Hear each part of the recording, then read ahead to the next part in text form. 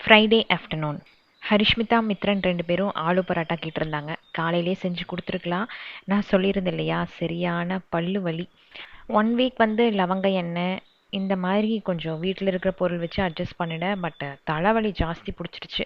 அதுக்கப்புறம் போய் செக் பண்ணால் ரூட் கெனால் பண்ணியே ஆகணும் அப்படின்னாங்க. ரூட் கெனால் பண்ணாலுமே அந்த பெயின் 2 நாளைக்கு இருக்குது. அப்புறம் தான் டாக்டர் சொல்கிறாங்க பக்கத்தில் இருக்கிற பல்லை ரிமூவ் பண்ணினா தான் உண்டுன்ட்டு. ஏதோ சொல்லுவாங்கல்ல, கொடுமை கொடுமைன்னு எங்கேயோ போனால் நமக்கு முன்னாடி ஒன்று நிற்கும்ட்டு. அந்த மாதிரி தான் ஆகி போயிடுச்சு.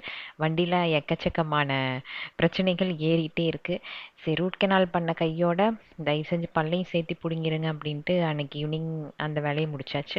மத்தியானம் என்னோட அக்கா பையன் வந்திருந்தான். ஸோ அவன் தான் கொஞ்சம் கூட இருந்து எல்லா ஹெல்ப்பும் பண்ணிட்டு அந்த டூத் ரிமூவலே பார்த்திங்கன்னா ஒரு சின்ன சர்ஜரி மாதிரி தான் நடந்தது. நல்லபடியாக நடந்து முடிஞ்சிருச்சு. உங்கள் வீட்டு வழியா எங்கள் வீட்டு வழியா அப்படிங்கிற அளவுக்கு வலி தான் பிச்சு எடுக்குது. நானே எந்த இதோ பண்ணி பார்க்குறேன். பட் டாக்டர் சொல்கிறது என்னென்னா, இந்த அளவுக்கு விடக்கூடாது.